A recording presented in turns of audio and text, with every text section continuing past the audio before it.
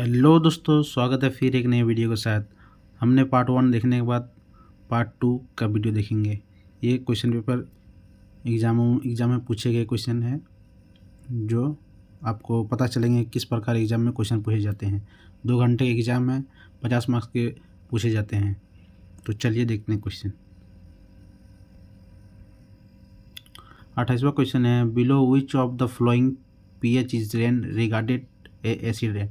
निम्नलिखित में से किस pH के नीचे होने वाली वर्षा को अम्लीय वर्षा कहा जाता है? तो इसका आंसर है 5.6। उसी तरह 29वां क्वेश्चन है, the pH value of pure water. शुद्ध जल का pH वैल्यू क्या होता है? तो इसका आंसर है 7। 30वां क्वेश्चन है, acid rain can be control by reduce the emissions sulphur dioxide and nitrogen oxide या फ्रॉम इंडस्ट्रियल। तो इसका आंसर है ऑल ऑफ देम। उसी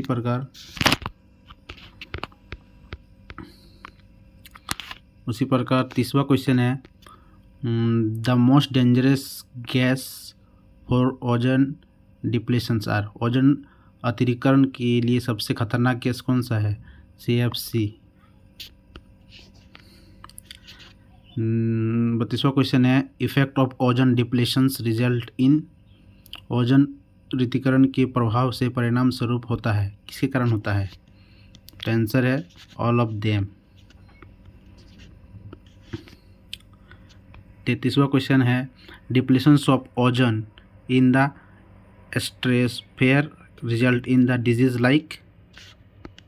मतलब समताप मंडल में ओजोन की कमी से परिणाम स्वरूप कैसी बीमारियाँ होती है? तो स्किन कैंसर होती है। अगर ओजोन परत टूट जाएंगे तो उसके किरणों से स्किन कैंसर होने के ज़्यादा चांस है। 34वां क्वेश्चन है, which instrument is fitted in the exhaust pipe the vehicles to reduce the air pollution.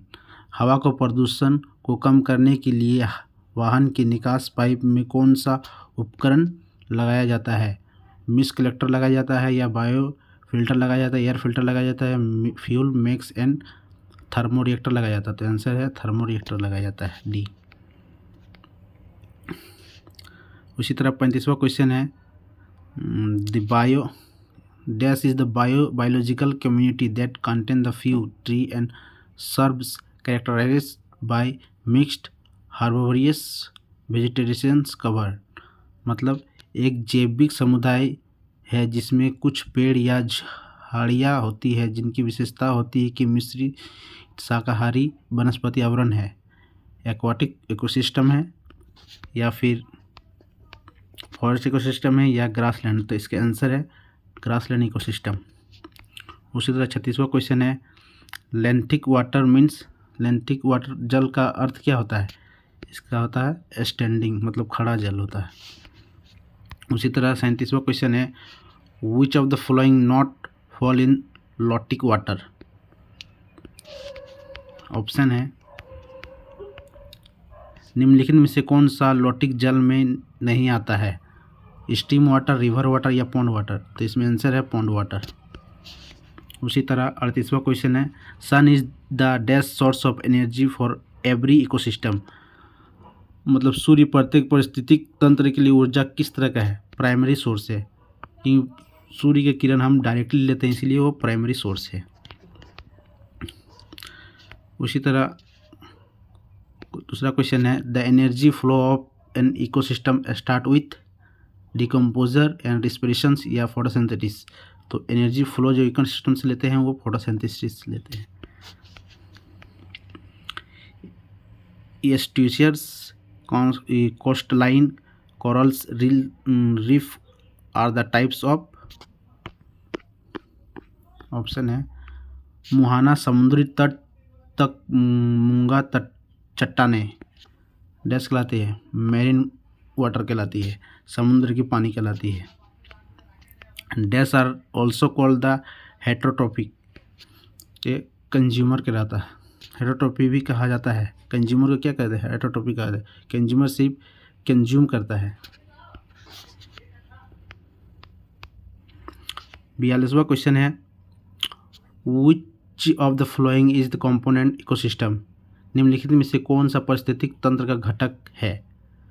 Food chain, food web, biogeochemical cycle या ऑल ऑफ देम। तो इसका आंसर है ऑल ऑफ देम।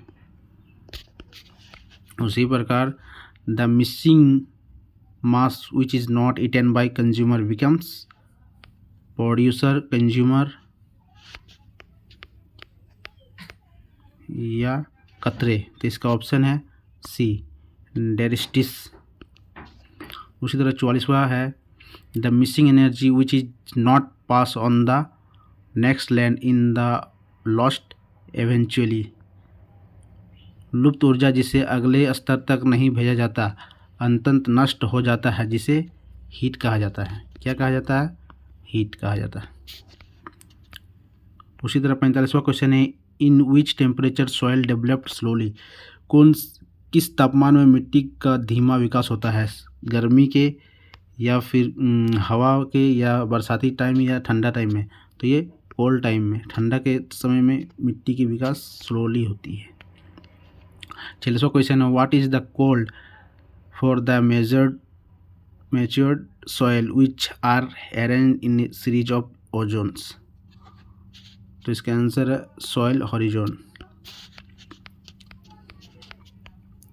47वां क्वेश्चन है what is the called for the mixture of all the content of soil. मिट्टी के समस्त सामग्रियों के मिश्रण को क्या कहते हैं?